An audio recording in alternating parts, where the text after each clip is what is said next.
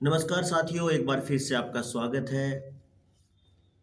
मैं निवेदन करता हूँ ज़्यादा से ज़्यादा साथी पूरी वीडियो को देखें, क्योंकि जब तक आप अधूरी वीडियो देखेंगे तो आपको कोई भी जानकारी सही से नहीं होगी।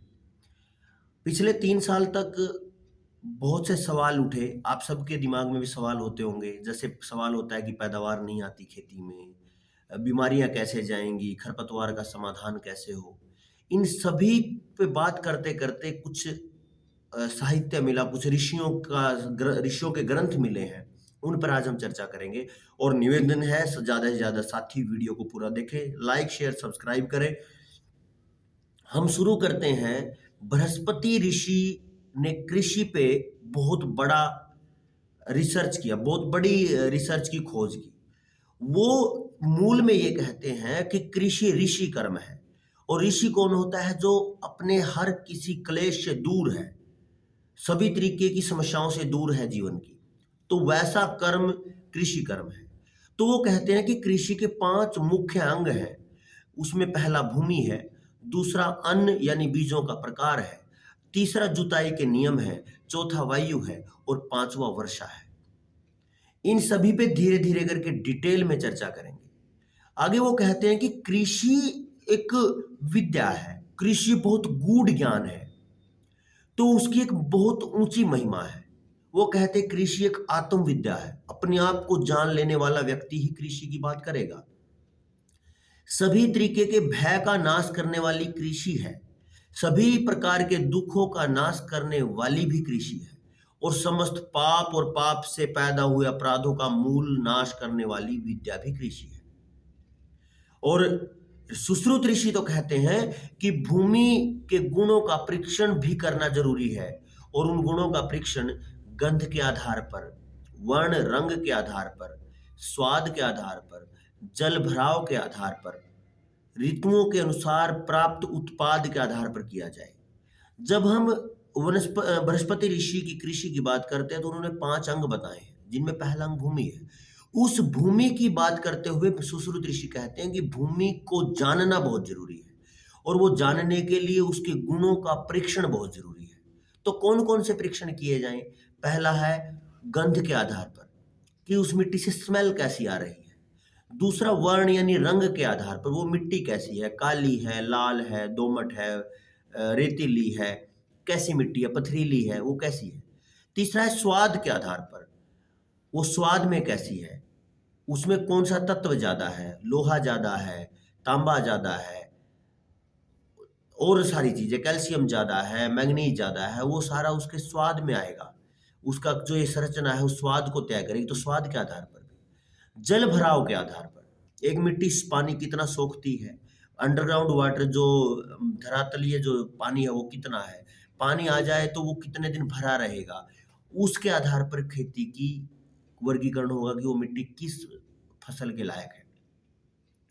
और कहते हैं ऋतुओं के अनुसार प्राप्त उत्पाद के आधार पर, भाई अलग अलग ऋतुओं में कौन सी मिट्टी कौन सी फसल देगी, ये सबसे गहरा विज्ञान है। तो इसमें ये कहा गया है कि ऐसी दुनिया में कोई मिट्टी नहीं है जो कुछ भी नहीं देती। अब कहते हैं कि मिट्टी बांझ है, मिट्टी कभी बांझ नहीं होती।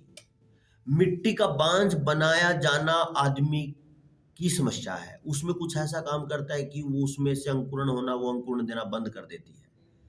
इसके लिए मैं आपको एक बात कहूंगा।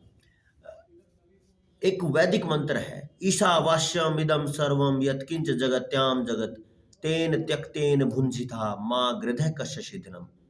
कि परमात्मा कहते, वेद कहते हैं कि हे मानव, ये पूरी की पूरी सृष्टि जो चलायमान है, चल रही है, ये एकदम गतिवान है, ये चल रही है, ये केवल तेरे लिए नहीं है। ये दुनिया में, सृष्टि में जितने भी जीव हैं सबके लिए बराबर का हक है इसमें। तो इसीलिए अपना त्याग पूर्वक भोग कर, जितना तुझे जरूरत है उतना तू ले और उसको छोड़ दे, बाकी को छोड़ दे। अब बराबर का हिस्सा है, यानी उन जीवों का भी बराबर का हिस्सा है जो दिखते नहीं आंखों से, सूक्ष्मदर्शी के बिना नहीं दिखते हैं। जिनको सीधी आंख से, नंगी आंख से भाई आंख पे कुछ नहीं लगाया तो वो दिखेंगे नहीं। सूक्ष्म जीव, सूक्ष्म जीवों का काम आगे धीरे धीरे हम चर्चा करेंगे। सूक्ष्म जीव क्या करते हैं? मिट्टी में जो पोषण होता है, कैल्शियम है, नाइट्रोजन है, पोटास है, फास्फोरस है, ऑक्सीजन है, और आगे मैग्नीज है, जिंक है, मोलिब्डेनम है, आयरन है, जितने भी फास्फोरस, जितने भी तत्व हैं, उन तत्वों को खा के उसको घुलनशील करके और वो पौधे की जड़ों को देते हैं और पौधा फिर उस पोषण को खींचता है। अब हम क्या करते हैं, अपने फायदे के लिए खेत में बहुत ज्यादा केमिकल छिड़क देते हैं, मिट्टी में इतना ज्यादा केमिकल छिड़क देते हैं कि वो जो संरचना है वो टूट जाती है, वो जो सूक्ष्म तत्व है वो मर जाते हैं। अब जब वो सूक्ष्म तत्व मरेंगे तो जो पोषण है जिसको जो खाया जाएगा छोटे सूक्ष्म जीवों के द्वारा और फिर मिलेगा पौधों को, तो मिलेगा नहीं, क्योंकि सूक्ष्म तत्व तो सूक्ष्म जीवाणु तो मर गए। अब वो जो कड़ी थी बीज की, पोषण मिट्टी में पड़ा है, वो पौधे को मिलना है, बीच में सूक्ष्म जीवाणु है, वो मिलेंगे, तभी मिलेंगे जब सूक्ष्म तत्व होंगे, माफ करना, सूक्ष्म जीवाणु होंगे। अब सूक्ष्म जीवाणु हमने मार दिए, अब वो पोषण ऐसे ही पड़ा रहेगा, पौधे को मिलेगा नहीं। तो उस पौधे को मिलेगा नहीं तो पौधा अंकुरित नहीं होगा, आगे बढ़ेगा नहीं।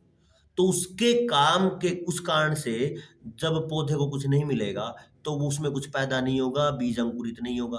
तो वहां से ये कहा जाएगा कि मिट्टी तो बांझ है, जबकि हमने उसमें अड़ंगा लगाया है, हमने उसमें परेशानी डाली है, केमिकल डाला है कि उसका इम्बैलेंस हो जाए, मिट्टी टूटे।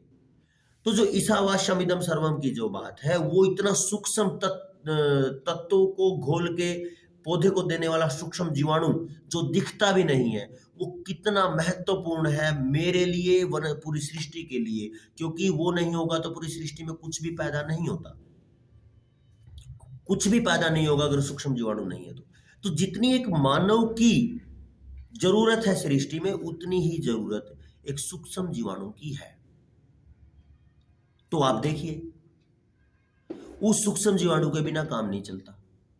तो इसीलिए कहा गया है कि कृषि में यानी प्रकृति में हमें यह देखना है कि ईशावास्यमिदं सर्वम वाला जो मंत्र है वो कितना गूढ़ है। तो हमें अभी केवल अपने स्वार्थ की बात न करके पूरी प्रकृति को समझना पड़ेगा, और इस प्रकृति को समझने के लिए हम ऋषियों का सहयोग लेंगे। जैसे हमने आज शुरू किया, बृहस्पति ऋषि ने क्या बोला है, इस पे हम आगे बढ़ते रहेंगे, और एक बहुत लंबी सीरीज आएगी खेती पे काम करने की, खेती को समझने की, हमारे ऋषियों ने कैसे इस पे काम किया और हमारे ऋषि कैसे अपने खेतों से रोगों को, कीड़ों को, फफूंदियों को हटाते होंगे। इस पे डिटेल में चर्चा होगी। और जिनको लगता है कि कलम चढ़ाना और इस टाइप के जो रिसर्च है वो आज की है, उनको वहम है। ये कलम चढ़ाने की प्रक्रिया और बागबानी की प्रक्रिया सतत करोड़ों साल की है, ऋषियों के जमाने की है। उस पे हम बात करेंगे आगे आने वाली वीडियोज में। आपने इतना ध्यान से सुना, बहुत बहुत धन्यवाद, आप सबका आभार। ज़्यादा से ज़्यादा साथी वीडियो को लाइक, शेयर, कमेंट कर दें, और जो नए साथी हों वो सब्सक्राइब करें। बहुत बहुत धन्यवाद, नमस्कार।